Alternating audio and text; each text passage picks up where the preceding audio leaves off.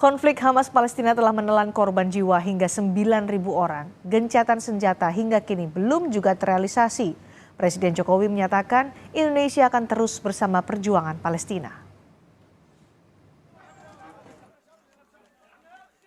Korban kembali berjatuhan di wilayah Gaza akibat serangan Israel. Warga mencoba menggali reruntuhan bangunan untuk menyelamatkan para korban yang masih bisa diselamatkan. Mayoritas korban adalah anak-anak. Bahkan, ada seorang bayi yang harus dioperasi karena kakinya terjepit di antara reruntuhan bangunan. 28 hari perang berkecamuk, 10.000 lebih nyawa hilang. Dari Israel, 1.400 orang tewas. Sedangkan jumlah korban tewas di Palestina 6 kali lipatnya, yakni 9.061 orang. Dilihat dari total korban warga Palestina sejak 7 Oktober hingga 2 November lalu, rata-rata terdapat setidaknya 336 korban jiwa dan 849 korban luka setiap harinya. Jumlah korban anak-anak Palestina yang meninggal akibat perang ini kini mencapai 3.760 jiwa.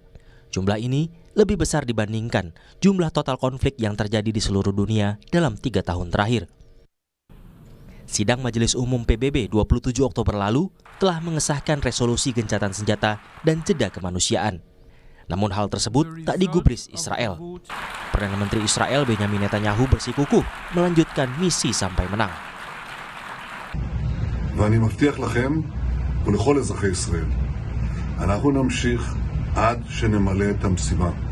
אנחנו נמשיך עד לניצחון. Pakar hukum internasional Hikmahanto Yuwana menyebut yang dilakukan Israel saat ini sudah tidak proporsional. Muncul kecurigaan Israel masuk Gaza melalui jalur darat untuk melakukan genosida. Apa yang dilakukan oleh Israel ini sudah tidak proporsional. Kalau katakanlah mereka marah sama pejuang-pejuang Hamas, silakan kejar pejuang Hamas. Ya. Bukan kepada rakyat sipil, anak-anak, orang tua, perempuan. Itu namanya pengecut kalau seperti itu. Nah ini yang dunia ingin mengatakan kepada Israel bahwa Anda salah dan Anda ini tidak proporsional. Bahkan ada kecurigaan bahwa mereka sekarang ini akan masuk ke Gaza melalui serangan darat. Itu sebenarnya untuk apa? Melakukan genosida. Hari ini Presiden Joko Widodo melepas bantuan kemanusiaan ke Gaza melalui Mesir. Presiden Joko Widodo menyatakan Indonesia akan terus bersama perjuangan Palestina. Merupakan wujud solidaritas Indonesia, wujud kepedulian bangsa Indonesia terhadap kemanusiaan. Karena tragedi kemanusiaan yang ada di Gaza tidak dapat diterima dan harus sesegera mungkin dihentikan. Saya ingin menekankan kembali bahwa Indonesia akan terus bersama perjuangan bangsa Palestina. Sementara itu, Menteri Luar Negeri Retno Marsudi mengatakan masih ada 1 keluarga WNI yang perlu dievakuasi dari jalur Gaza. 3 diantaranya merupakan relawan yang memilih untuk tetap tinggal di Gaza. Yang beliau itu bekerja juga membantu rumah sakit Indonesia yang ada di Gaza Utara. Sementara yang 1 keluarga itu bapak, 2 anak, dan 1 istri itu ada di Gaza Selatan. Jadi yang masih ada di sana kalau dihitung dari WNI-nya masih ada 6. Yang 4 sudah keluar, yang 6 masih ada di sana. Tetapi yang Mercy, yang 3 itu sudah kita hubungi terus menyatakan bahwa beliau-beliau memutuskan untuk tetap tinggal. Menlu menyebut upaya pemulangan WNI dari Gaza terus diupayakan. Proses administrasi dan kondisi Gaza yang semakin tidak terkendali membuat evakuasi terhambat. Tim Liputan, Kompas TV. Lebih dari 9.000 jiwa tewas dalam konflik Israel-Hamas. PBB sudah mengeluarkan resolusi gencatan senjata tapi diabaikan oleh Israel. Solusi apa yang masih bisa dilakukan dunia termasuk Indonesia untuk perdamaian? Kita akan berbincang dengan pengamat hubungan internasional Dino Patijalal dan ada Bung Dev Laksono, anggota Komisi 1 DPR RI. Selamat malam Pak Dino, Bung Dev. Selamat malam, gimana kabarnya? Baik. Pak Dino, usulan resolusi untuk gencatan senjata ditolak atau diabaikan oleh Israel. Apakah ini bisa dibilang sebagai deadlock? Tidak ada lagi yang bisa dilakukan untuk membendung Israel untuk menghentikan serangannya ke Palestina? Wah, pertama kalau seruan Majelis Umum PBB itu memang suatu seruan moral ya, bukan suatu instruksi politik yang harus dilaksanakan di lapangan. Kalau itu kan urusan dari Dewan Keamanan PBB, tapi Dewan Keamanan PBB sendiri bungkam karena ada veto ya dari Amerika Serikat ya yang akan selalu menolak untuk menekan Israel ya. Jadi seruan Majelis Umum PBB lebih dianggap sebagai ukuran hati nurani dan pandangan masyarakat internasional terhadap krisis di Gaza ini. Tapi memang bisa ditebak Israel, Perdana Menteri Netanyahu tidak akan mendengarkan karena dia kredibilitas politiknya adalah sebagai warrior ya.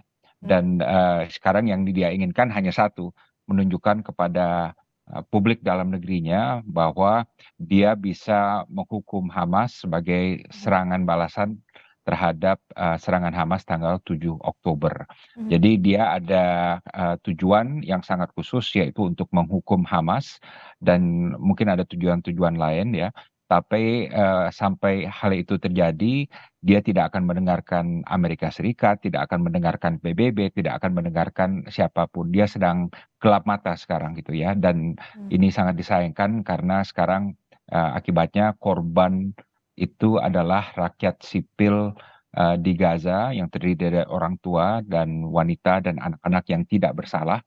Dan ini benar-benar merupakan tragedi kemanusiaan dan juga menurut saya double standard ya yang ditunjukkan oleh negara-negara yang mendukung Israel. Karena ini kalau terjadi di tempat lain pasti mereka akan marah ya. Tapi karena dilakukan oleh Israel mereka menjadi soft gitu ya. Segitu powerfulnya Israel ya? Israel memang negara asing yang paling powerful di Amerika ya, dan juga di beberapa negara barat adalah Israel karena berbagai hal ya, lobby politik lah, inilah dan itulah gitu ya. Kalau kondisi seperti itu lalu apa yang bisa dilakukan oleh masyarakat dunia untuk menghentikan serangan Israel di Gaza? Well, masyarakat dunia juga ada pengaruh ya, negara-negara Arab ada yang mempunyai hubungan dengan Israel ya, misalnya Emirat ya dan beberapa negara Arab yang barusan menjalin hubungan dengan Israel. Jordan baru menarik duta besarnya gitu ya. Saudi juga kalau tidak salah ya. Jadi ada tekanan-tekanan yang dilakukan. Saudi tidak mempunyai hubungan dengan Israel, Jordan ya. Tapi negara-negara Arab terus yang mempunyai hubungan dengan Israel terus menekan dan memang sangat terbatas gitu ya. Kalau menurut saya Israel hanya mulai akan mengendurkan serangannya kalau dia sudah bisa merasa menunjukkan kepada publik dalam negerinya bahwa ini kita sudah berhasil menghukum Hamas. Mereka sudah berapa ratus orang yang kita tewaskan ya. Walaupun dengan ribuan warga di Gaza yang menjadi korban, bagi mereka tidak peduli ya. Kapan titik itu akan tercapai karena tentu pasukan Hamas akan melawan dengan sengit ya, mereka tidak akan menyerah begitu saja gitu ya. Jadi ini ya suatu konflik yang sangat kompleks dan akan berlanjut terus ya, dan mudah-mudahan memang ada intervensi yang bisa menghentikan dan terjadinya gencatan senjata ini. Mudah-mudahan ada intervensi yang sampai sekarang kita masih belum tahu siapa yang bisa melakukan intervensi itu untuk menghentikan Israel menyerang Gaza. Kalau Bung Dev tadi Menlu Retno Marsudi sudah menyatakan bahwa Indonesia sudah all out untuk meminta menghentikan perang antara Israel dan juga Hamas yang menewaskan ribuan jiwa di Gaza. Dari Komisi 1 DPR, bagaimana mendorong pemerintah mengupayakan apa lagi Indonesia sejauh ini untuk menghentikan perang? Ya, kita harus tetap menyuarakan di forum-forum internasional, baik forum multilateral ataupun bilateral. Terus kita tetap sampaikan sikap kita, kemarahan kita dan kekecewaan kita terhadap pembunuhan pada anak-anak dan perempuan mereka yang tidak berdosa. Ini kan perang bukan antara rakyat Palestina lawan Israel. Ini adalah pertempuran yang diinisiasi oleh Hamas menyerang warga Israel, ya, mereka yang sedang nonton konser, mereka yang sedang tinggal di rumah, ada yang manula, ada yang anak-anak bayi ada yang sampai dengan dipotong, dimutilasi, terus juga ada sejumlah gadis-gadis perempuan yang dari luar Israel pun sedang menikmati konser tiba-tiba diculik, digebukin, bahkan ada yang juga mendapatkan perlakuan tidak senonoh ya. Nah ini semua adalah kekejaman. Tapi pembalasan dari Israel itu juga tidak bisa dijustifikasi. Itu mereka melakukan kejahatan yang lebih mengerikan dengan melakukan bombardir secara membabi buta. Nah akan tetapi mereka tetap mendapatkan dukungan, ya bukan saja mereka tidak mendengarkan seruan dari Amerika Serikat. Amerika Serikat terus-menerus mengirim bantuan. Kita lihat di media Amerika Serikat baru meng-approve berapa? Sekitar 15 miliar dolar bantuan senjata lagi ke Israel. Ya seperti bantuan senjata yang mereka kirim ke Ukraine, ya. Tapi sementara di negaranya sendiri masyarakatnya sedang kesusahan mendapatkan pelayanan kesehatan dan lain-lain. Nah, jadi di sini Amerika bukan hanya double standard, tapi menurut saya mereka tuh sudah hipokrit malahan. Mereka di sisi lain ketika Rusia melakukan konflik kepada Ukraine, mereka mengecam Rusia macam-macam. Lalu negara Barat semuanya berbondong-bondong blokade Rusia sehingga nggak bisa melakukan penjualan terhadap makanan dan juga energi Rusia.